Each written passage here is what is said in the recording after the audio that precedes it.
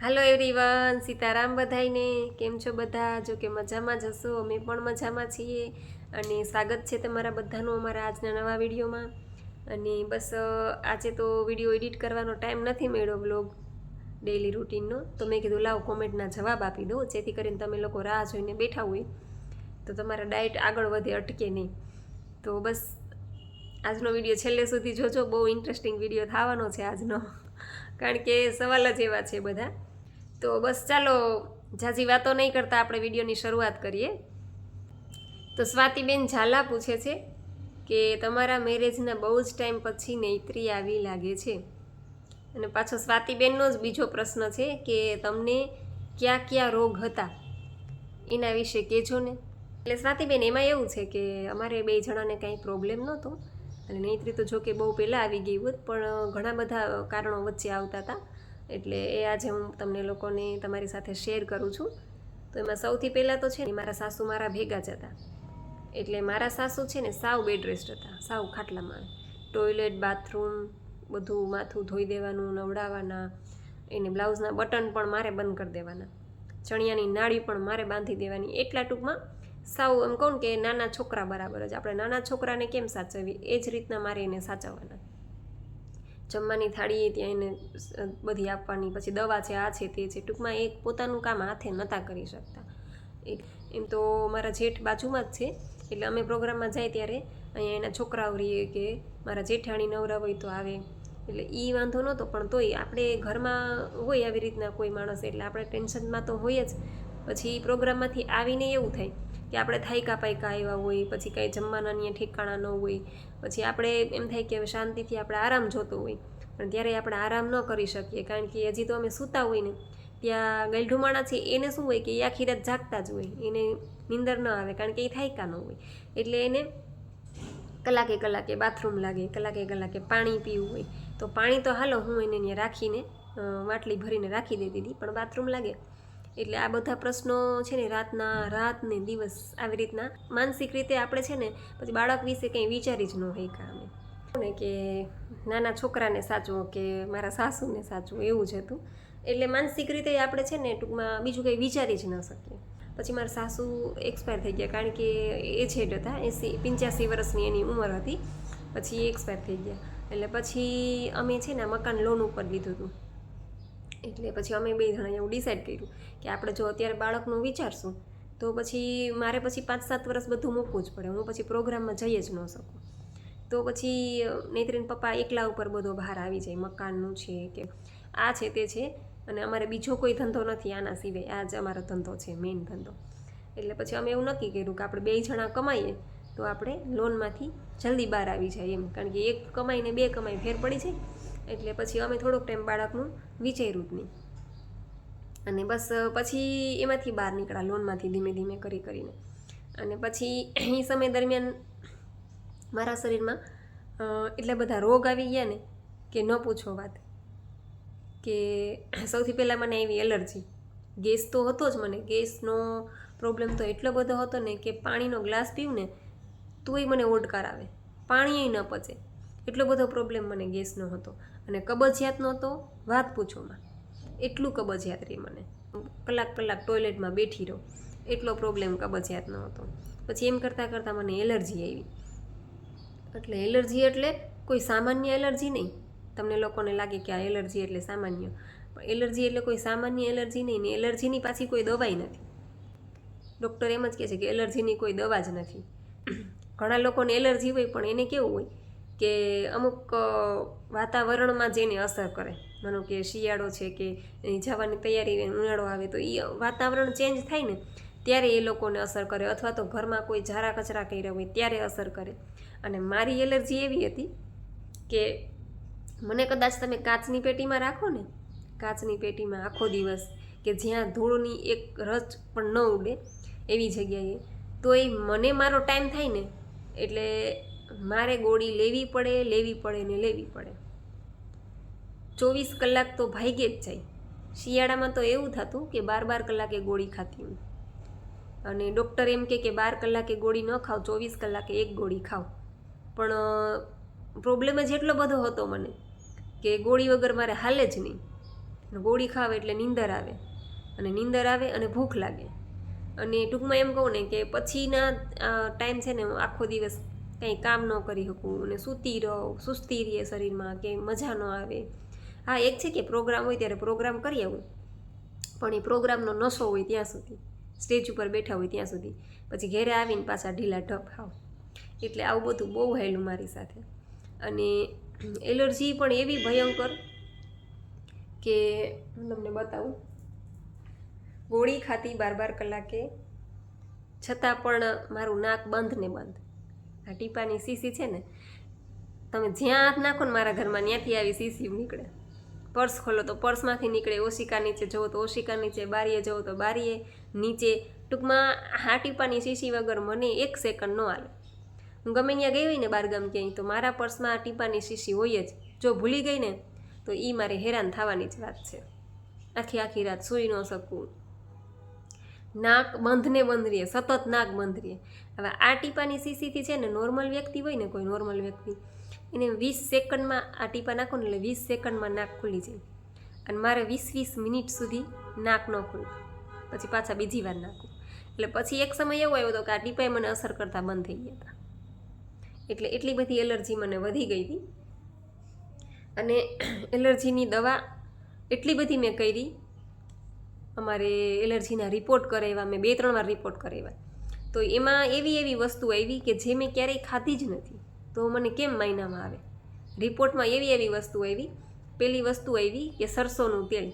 હવે હું આવડી થઈને મેં કોઈ દી સરસોનું તેલ નથી ખાધું. એ કે સરસોનું તેલ તમે બંધ કરી દો. સરસોનું તેલ મેં ખાધું જ નથી, તો મારે કેમ માનવું કે મને સરસોના તેલની એલર્જી આવી. આવી બધી વસ્તુ આવી. અને આ બધું દવા એટલી બધી મેં કરી કે કોઈ બાકી, એટલે એમ કહું ને, એલોપેથી દવામાં કંઈ બાકી નથી રાખ્યું, આયુર્વેદિકમાં કંઈ બાકી નથી રાખ્યું. પછી પતંજલિ સુધી હું જઈ આવી. ત્યાં હું ગઈ ને તો મને એવું કીધું કે તમારે પંચકર્મ કરાવવું જોશે એને, તમારે રોકાણ થશે અહીંયા. ને તો નૈતિન પપ્પાએ કીધું એ કરાવાય તૈયાર છીએ કે. પણ અમારે પછી કંઈક ટિકિટ રિટર્નની પાછી લઈને અમે ગયા હતા, લેવાયેલી હતી. ત્યાં કંઈક 8-10 દિવસ રોકાણ થાય એમ હતું. એટલે એ ટ્રીટમેન્ટ પછી ત્યાં ન કરાવીને અમારે અહીં જુનાગઢમાં છે ને આયુર્વેદિક હોસ્પિટલ છે, તો અમે ત્યાં નામ લખાયું કે 4-5 દિવસ ત્યાં રોકાણ થાય. પણ જુનાગઢ પોસાય, કારણ કે અમારે નજીક થાય. એટલે અમે 2 જણા ત્યાં નામ લખાવી એવા, ફોન નંબર સાહેબને કહી એવા કે અમને ફોન કરજો વારો આવે એટલે, કારણ કે ત્યાં રૂમ ખાલી હોય ત્યારે થાય. એટલે પછી સાહેબે બધું લખાયું કે આટલું ઘી લેવાનું, પછી ઘી પીવડાવે ને પછી શિરોધારા કરે અહીંયા ને. એટલે ટૂંકમાં એ પંચકર્મ જેને કરાવ્યું એને તો ખ્યાલ જ હોય. પછી બસ્તી ક્રિયા કરાવે ને, એટલે એનીમાં જ ટૂંકમાં સંજીવની. પછી નેત્રીન પપ્પા મને કહે કે આપણે એ કંઈ કરવું નથી, કે તું ઘી ન પી શકે, તું ખમી ન શકે, કે એટલું બધું કે આખું શરીર લેવાઈ જાય કે. એટલે પછી મેં ન કરાવ્યું. અને પછી પતંજલિની દવાઈ મેં એટલી પીધી, ઉકાળા એટલા પીધા. પછી ઓલું ગૌમૂત્રનું અર્ક આવે ને, એ અર્ક સવારમાં ઉઠીને નૈણા કોઠે પીતી, ગૌમૂત્રનું અર્ક. તો એનાથી મને કંઈ ફેર ન પડ્યો. પછી ગૌમૂત્ર પીતી. અમારે ગાયનું દૂધ આવતું ને, એ ભાઈને મેં કીધું કે તમારે ગૌમૂત્ર રોજ લઈ આવવાનું, સવારનું વહેલું હોય ને નૈણા ગાયનું, તો એ ભાઈ રોજ નાનો શીશો ભરી આવતા. એમાંથી હું 1 કપ ગૌમૂત્ર પી જતી. હા, ગૌમૂત્ર પણ મેં પીધેલું છે, એવું નથી કે નથી પીધું, કાંઈ બાકી જ નથી રાખ્યું કરવામાં. પણ તો એલર્જીમાં કાંઈ ફેર જ ન પડે. પછી બધાય મને કહે કે હવે તું એ કે આ બધું ખાવા પીવામાં ધ્યાન રાખસ ને, એના કરતાં તું ખાવા માંડ આડેધડ, જે મન થાય એ ખાઈ લે, જે મન થાય એ ખાઈ લે. અને ખોરાક કરી કે ખોરાક કરીશ ને એટલે તને ફેર પડી જશે એ કે. એટલે એ મેં કરી લીધું. 4 ટાણા 5 ટાણા ફરસાણ ને મીઠાઈ ને. પછી કોકે કીધું કે દૂધનો ગ્લાસ ભરી અને એમાં 2 ચમચી ઘી નાખી અને રાત્રે સૂતી વખતે એ પી જવાનું. એટલે એ મેં કેટલો ટાઈમ ચાલુ રાખ્યું. પછી કોકે એવું કીધું કે નાકમાં ઘીના ટીપા નાખો, એ મેં ચાલુ રાખ્યું. ટૂંકમાં કાંઈ બાકી નથી રાખ્યું કરવામાં. પણ એલર્જી મારી એવી હઠીલી ને કે લોહીમાં ભળી ગઈ, બ્લડમાં ભળી ગઈ. એટલે એ કોઈ હિસાબે જાય નહીં, તમે ગમે એટલું કરો ને તોય. એટલે એ બધું કરવા છતાંય મને કંઈ ફેર ન પડ્યો.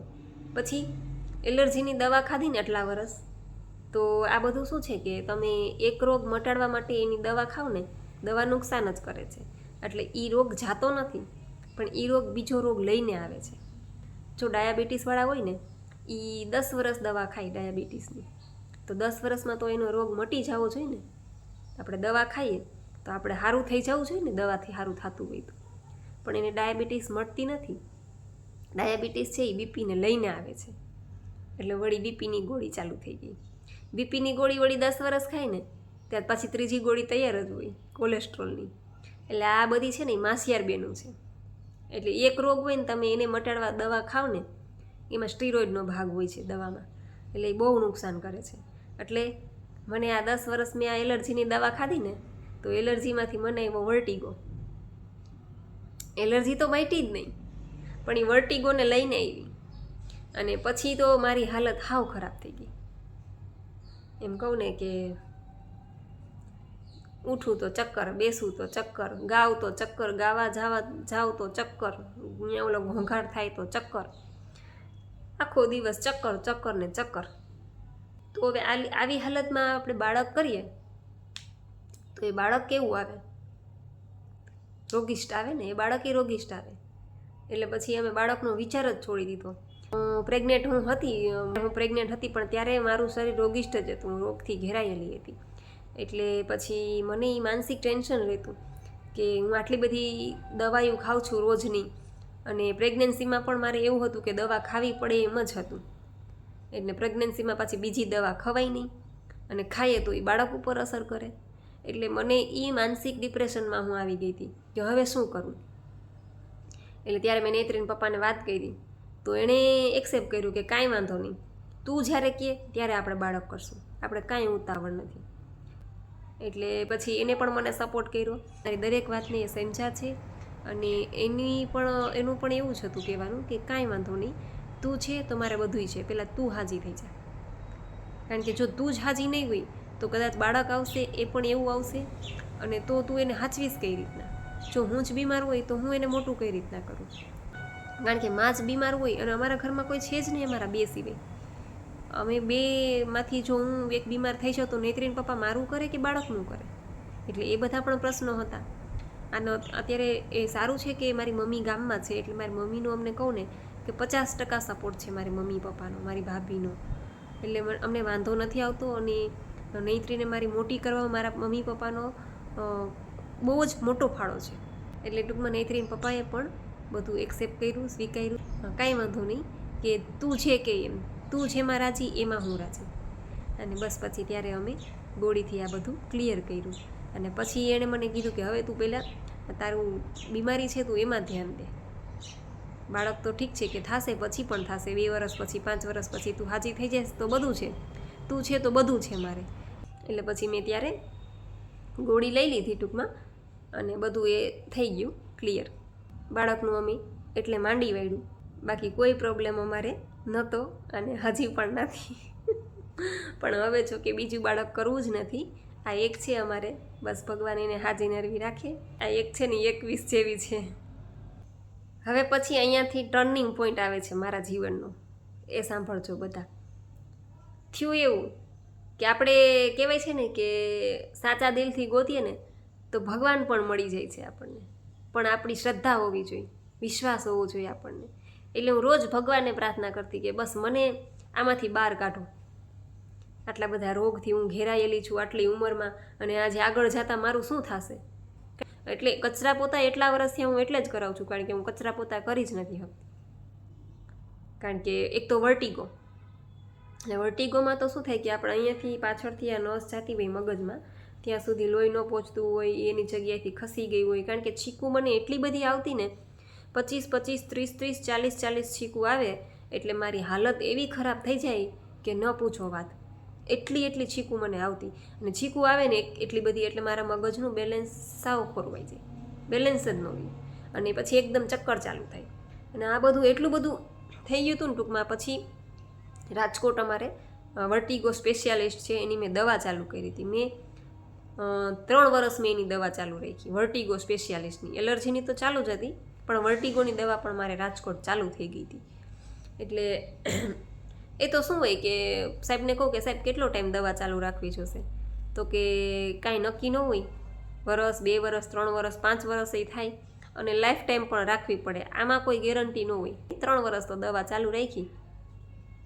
પછી એમ કરતાં કરતાં મને છે ને અમારે અહીંયા અમૃત પુષ્પ, તમને લોકોને ઘણાને ખ્યાલ હશે, કે દ્વારકાના છે દિનેશભાઈ વિઠલાણી, અત્યારે તો દેવ થઈ ગયા છે. એટલે મેં નૈત્રીન પપ્પાને વાત કરી કે હાલો ને આપણે અમૃત પુષ્પ લઈ આવીએ, જો મને આમાંથી કંઈ ફાયદો થતો હોય તો થોડો ઘણો. એટલે એ મને કોઈ દિવસ ના ન પાડે. હું જ્યાં કહું ને ત્યાં અડધી રાતે કહું ને તો એ અડધી રાતે મારા માટે એ ગાડી કાઢે. એટલે ટૂંકમાં એટલો બધો એનો સ્વભાવ સારો છે કે અત્યાર સુધીમાં મને કોઈ દી સૂતી ઉઠાડી નથી. એમ કહું ને કે પાણી માગું ને તો દૂધ આપે છે. ભલે અમારી કેપેસિટી નથી એટલી બધી, અમે મધ્યમ વર્ગના જ છીએ, મિડલ ક્લાસ ફેમિલી જ છીએ અમે, કોઈ હાઈફાઈ નથી, પણ તોય એ મારું એટલું ધ્યાન રાખે છે ને. મને કામ તો એક બાજુ રહ્યું, મને કોઈ દિવસ સૂતી નથી ઉઠાડી, એટલી બધી મારી કેર કરે છે નૈત્રીના પપ્પા. પછી મેં નૈત્રીન પપ્પાને કીધું કે હાલો ને મને લઈ જાઓ ને અમૃત પુષ્પ લેવા. દ્વારકા તો અમારે અહીંથી છેટું પડે, પણ દ્વારકા કદાચ મેં કીધું હોત ને તો એ મને દ્વારકાએ લઈ જાય.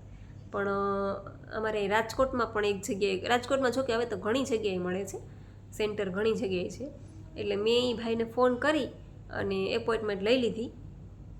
તો એ ભાઈએ કીધું કે કાંઈ વાંધો નહીં, રાત્રે જ એ ભાઈ કંઈક રાત્રે આખો દિવસ તો કામ ઉપર હોય એટલે રાત્રે એ આપે છે, તો કે તમે આવી જાઓ આવી ગઈ.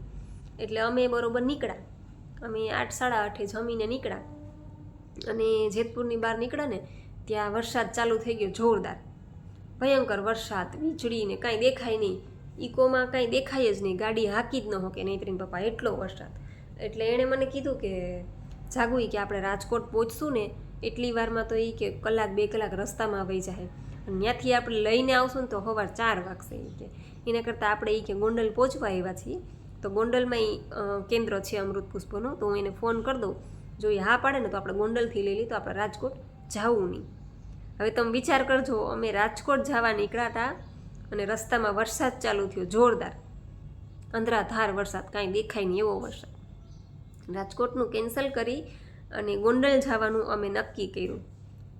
ભગવાન છે ને આ બધા રસ્તા ખોલે છે, જે આપણે કહેવાય ને કે સારું થવાનું હોય ને ત્યારે આવા બધા રસ્તા ખુલે છે, આપણને પછી ખ્યાલ આવે છે. એટલે પછી મેં કીધું કાંઈ વાંધો નહીં, તો આપણે ગોંડલથી, અમૃત પુષ્પ તો બધી એક જ છે. એટલે પછી ગોંડલ ફોન કર્યો એ ભાઈને, રિટાયર PSI છે રમજુભા ગોહિલ, એને ફોન કર્યો નૈત્રીન પપ્પાએ કે સાહેબ ઘરે છો તો અમે આવીએ. એટલે સાહેબ કે હા કાંઈ વાંધો નહીં, આવો તમે તમારે. કે સાહેબ રિટાયર છે એટલે આ સેવા જ કરે છે, અમૃત પુષ્પ ને બધું એવું દેશી. એટલે અમે ત્યાં ગયા, ફર્સ્ટ ટાઈમ મળ્યા સાહેબને, પણ એટલી મજા આવી સાહેબ અરે વાતોચીતો કરીને. અમૃત પુષ્પની બોટલ મેં લીધી અને ત્યાંથી જ એણે મને NDS વિશે સમજાવ્યું સાહેબે, 1 કલાક મને સમજાવ્યું.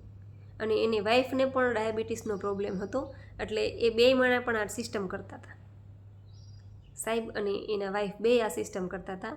અને એનો મહિને 8 કિલો વજન ઉતરો હતો, એની વાઈફનો પણ. એટલે એણે મને સમજાવી આ સિસ્ટમ.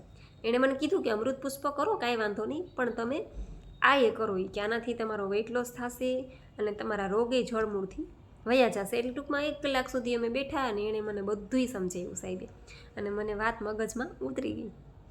વજન તો મારો ઉતારવો જ, તો વજન ઉતારવા તો જો કે મેં ઘણું બધું કરી લીધું હતું, વેઇટ લોસના બધા સાધનો વસાવ્યા હતા, પછી જીમ જોઈન્ટ કર્યું હતું, પછી વોકિંગ કરતી, પ્રાણાયામ બધું હું કરી લીધું હતું મેં, તો એ વજન તો મારો ઉતરતો નહોતો. એટલે મને એમ થયું કે મારે વજન તો ઉતારવો જ છે, કારણ કે વજન ઉતારવાની મને બહુ ઈચ્છા હતી, કારણ કે આ બધી દવાઈઓ ને બધું પી અને મારો વજન એટલો બધો વધી ગયો હતો ને કે મને પોતાનું મારું વજન લાગતું હતું. એ જોવાવાળાને તેમ જ થાય કે સરસ લાગે છે, બરાબર લાગે છે, પણ આપણને પોતાને અંદરથી ઓલું ફીલ થતું હોય કે ના થોડો ઘણો વજન 10-15 કિલો ખાલી ઉતરી જાય ને તો ઇનફ છે મારા માટે. એટલે મેં રાતના સાહેબે મને સમજાવી અને બીજા દિવસે સવારેથી જ મેં ચાલુ કરી દીધું. બીજા દિવસે સવારે કાંઈ પણ વિચાર્યા વગર, કોઈને પૂછ્યા વગર સાહેબે મને કીધું ને એ જ રીતના મેં બીજા દિવસે સવારે ચાલુ કરી દીધું. અને જોગાનું જોગ મારી પાસે એનીમાં પોટ પણ પડ્યો હતો. હવે એનીમાં પોટ કેવી રીતના મારી પાસે પડ્યો હતો ને એ હું તમને કહું. જુનાગઢમાં અમારે અહીંયા, મને નામ નથી આવડતું, પણ મારી ફ્રેન્ડ છે ને એના જેઠાણી ગયા હતા જુનાગઢ દવા લેવા, અને એને કંઈક પ્રોબ્લેમ હતા. એટલે એણે ત્યાંથી દવા લીધી ને તો એને સારું થઈ ગયું. એટલે મને એણે કીધું કે તમે બેન અહીંયા જાઓ, તમને પણ સારું થઈ જશે ને તમારા રોગ વયા જશે અને તમારો વજન પણ ઉતરી જશે. એટલે અમે જુનાગઢ ગયા હતા 2 જણા. એટલે એ ત્યાં બાપા છે મોટી ઉંમરના એજેડ. એટલે એણે છે ને મને એનીમાં પોટ આપ્યો અને એ ત્યાંથી છે ને સૂંઠ આપે છે. એટલે 9 દિવસ સુધી આપણે એનીમાં કરવાનો અને 9 દિવસ સુધી કાંઈ પણ લેવાનું નહીં, ખાલી સૂંઠનું પાણી પીવાનું, કાંઈ કોઈ વસ્તુ નહીં, અનાજ નહીં, દૂધ નહીં. જ્યારે ભૂખ લાગે ને ત્યારે તમારે સૂંઠનું પાણી ગરમ કરી હેતું અને એ જ પાણી પીવાનું અને તમારે એનીમા કરવાનું. એટલે ત્યાંથી એનીમા પોટ તો હું લઈને આવી હતી, એ તો મારી પાસે કેદીનો પડ્યો જ હતો. એટલે જુનાગઢથી પણ હું દવા લઈને આવી હતી અને એવું મેં 3 દિવસ કર્યું હતું. 3 દિવસ સુધી મેં કંઈ ખાધું પીધું નહોતું. જ્યારે ભૂખ લાગે ને ત્યારે હું સૂંઠનું પાણી જ ગરમ કરીને પીતી. 3 દિવસ એવી રીતના મેં કાઢ્યા. અને 3જા દિવસે સાંજે અમારે દાંડિયાનો પ્રોગ્રામ હતો અને નેત્રીના પપ્પા દાંડિયાના પ્રોગ્રામમાં જતા હતા.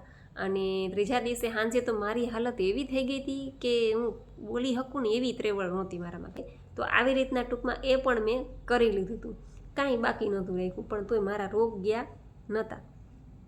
પછી મને ગોંડલથી સાહેબે કીધું ને એટલે સવારે જ મેં ડાયરેક્ટ પહેલાં વહેલા એનીમા લઈ લીધું, કારણ કે રિપોર્ટ તો મારી પાસે પડ્યો જ હતો.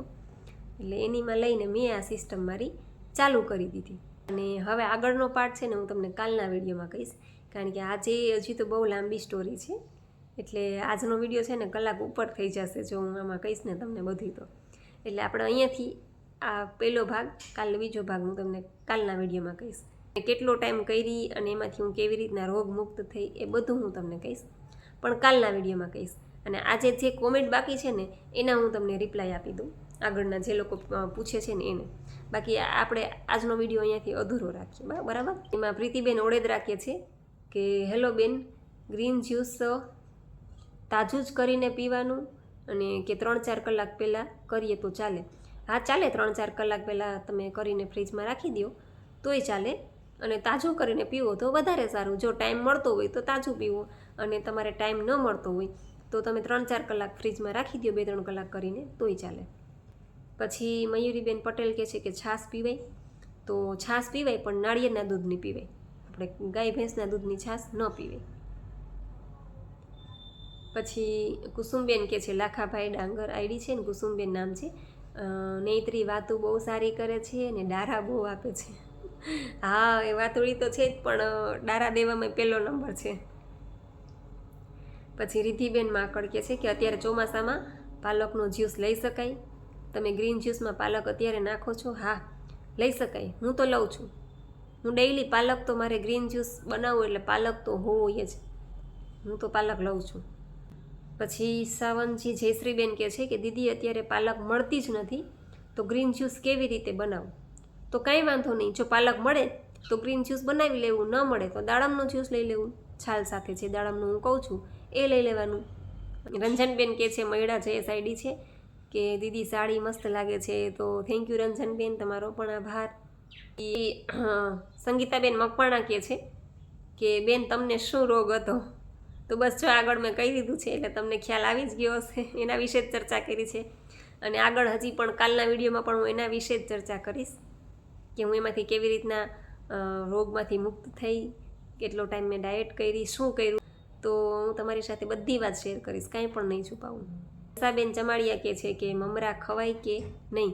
હા સાંજના ટાઈમે 5 વાગ્યા પછી મમરા ખવાય. પછી ચંદ્રિકાબેન પટેલ પણ કહે છે કે બેન તમારો કયો રોગ હતો તે જણાવશો? ઓમ નમઃ. બસ બેન જો મેં આગળના વિડીયોમાં કહી જ દીધું છે, આજના વિડીયોમાં, કે મને ક્યાં ક્યાં રોગ હતા અને કેટલી મને તકલીફ હતી.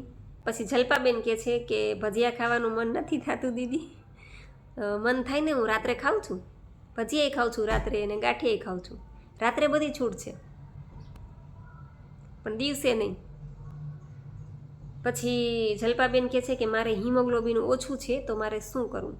બસ કાંઈ નહીં, આ ડાયટ કરો એટલે હિમોગ્લોબિન ઓછું હશે તો હિમોગ્લોબિન પણ વધી જશે, કાંઈ પણ રોગ હશે એ બધા જતા રહેશે. પણ ડાયટ આ એક જ કરવાની છે ફોલો. પછી બેન તમે તો મારા ભગવાન છો, મને બહુ મજા આવે છે એનીમા લઉં. પછી જુનાગઢથી લક્ષ્મી બોલું છું. બેન એનીમામાં પાણી કેટલું લેવાનું એ કહેજો ને. તો બેન તમારો પણ ખૂબ ખૂબ આભાર, પણ બસ મારે ભગવાન નથી બનવું, બસ આવી રીતના હું તમારા બધાની સેવા કરતી રહું.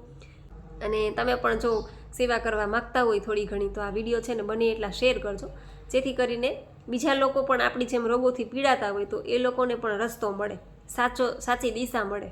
તમે આખો પોટ ચડાવી દીધો છે, ટાંગી દીધો છે, પછી જેટલું પણ પાણી તમારે મળદ્વારમાં નળી એન્ટર કરી પછી જેટલું પણ પાણી જાય એટલું જવા દેવાનું. અને તમને એમ લાગે કે હવે પ્રેશર આવ્યું છે એટલે તમારે વાલ બંધ કરી અને ટોયલેટ જઈ આવવાનું છે. પછી 200 ml ગયું હોય કે 300 ml ગયું હોય કે 500 ml ગયું હોય, ચિંતા નહીં કરતા, જેટલું પાણી જાય એટલું જવા દેજો. પ્રેશર આવે એટલે નળી કાઢી સાઈડમાં મૂકી દેવાની, ટોયલેટ જઈ આવવાનું છે. રાવણજી જયશ્રી કહે છે કે હાય દીદી, મને પીસીઓડી છે અને ગેસનો પ્રોબ્લેમ હતો, એનીમાં ચાલુ કર્યું પછી ગેસનો પ્રોબ્લેમ સોલ્વ થઈ ગયો છે અને હું ડેઈલી 7 દિવસથી 6 કલાકનું ફાસ્ટિંગ પણ કરું છું. તો ખૂબ સરસ, તમને ગેસનો પ્રોબ્લેમ હતો એ સોલ્વ થઈ ગયો છે. ગેસ એસિડિટી તો મહિના દીમાં નીકળી જશે. હા, અત્યારે થોડો પ્રોબ્લેમ થાય ચોમાસાના હિસાબે ગેસ એસિડિટી, જોકે એ બધાને જનરલ થાય. જે નોર્મલ આ ડાયટ ન કરતા હોય ને, બધું દાળ ભાત શાક રોટલી ખાતા હોય ને તો વધારે થાય. આપણે તો હજી ઓછું થાય, કારણ કે આપણે એનીમાં લઈ લઈએ ને એટલે બધો ગેસ નીકળી જાય અને એ લોકોને તો હોસ્પિટલે જ જવું પડે, કાં ઝાડા ઉલટી થઈ જાય. એટલે કાંઈ ચિંતા ન કરતા. અને તમને પીસીઓડી છે એટલે, જોકે મને એમાં બહુ ખ્યાલ નથી પીસીઓડીમાં શું થાય, સાંભળેલો છે પણ મને બહુ આઈડિયા નથી. પણ તમને એમાંય ફાયદો થશે, 100% તમને ફાયદો થશે એમાં પીસીઓડીમાં. મિનલબા ઝાલા કહે છે કે બેન, એનીમાં લેતી વખતે પાણી અંદર જાય ત્યારે જ પ્રેશર આવતું હોય એવું લાગતું હોય છે, તો પાણીને કેવી રીતે રોકવું? તો કાંઈ વાંધો નહીં, ન રોકાય તોય ચિંતા ન કરતા, જેટલું રોકાય એટલું રોકવાનું. અને પાણી અંદર ચડે ત્યારે ઘણાને શરૂઆતમાં એવું થાય કે હમણાં પ્રેશર આવી જશે, હમણાં પ્રેશર આવી જશે, પાણી અંદર ચડતું હોય ને ત્યાં જ એવું થાય. એટલે ચિંતા ન કરતા, જેટલું રોકાય એટલું રોકજો. ન રોકાય તોય કાંઈ વાંધો નહીં, શરૂઆત છે એટલે હજી રોકવાની આદત ન હોય, પછી તમારી સાધના આગળ વધશે એમ તમે પણ પાણી રોકી શકશો. અને અત્યારે શું છે કે આતેડું ભરેલું હોય મળથી, એટલે થોડું કંઈ પાણી અંદર જાય ને એટલે એ ધક્કો મારે, એટલે આપણે રોકી ન શકીએ. પણ ચિંતા ન કરતા. પછી ભારતીબેન કહે છે કે કેમ છો? મજામાં, મારે પણ આ ડાયટ કરવાનું છે અને મેં પણ એનીમાંની કીટ લીધી છે. અચ્છા, એવું છે ભારતીબેન, ખૂબ સરસ, કરો ડાયટ ચાલુ કરશો, તમને મજા જ આવશે. બસ, તો આશા રાખું છું કે તમને લોકોને તમારી કોમેન્ટના જવાબ મળી ગયા હશે. છતાં પણ કંઈ ન સમજાય તો ફરીથી પૂછજો, હું ચોક્કસ એનો રિપ્લાય આપીશ. અને આજનો વિડીયો અહીં પૂરો કરું છું. હવે આગળની સ્ટોરી બધી હું તમને આગળના વિડીયોમાં કહીશ. તો વિડીયો ગમ્યો હોય તો વિડીયો લાઇક કરજો, શેર કરજો અને ચેનલમાં પહેલી વાર હોય તો ચેનલને સબસ્ક્રાઈબ કરજો. તો મળશું પાછા કાલે નવા વિડીયો સાથે. ત્યાં સુધી આવજો. જય સિયારામ, જય રામજી કી.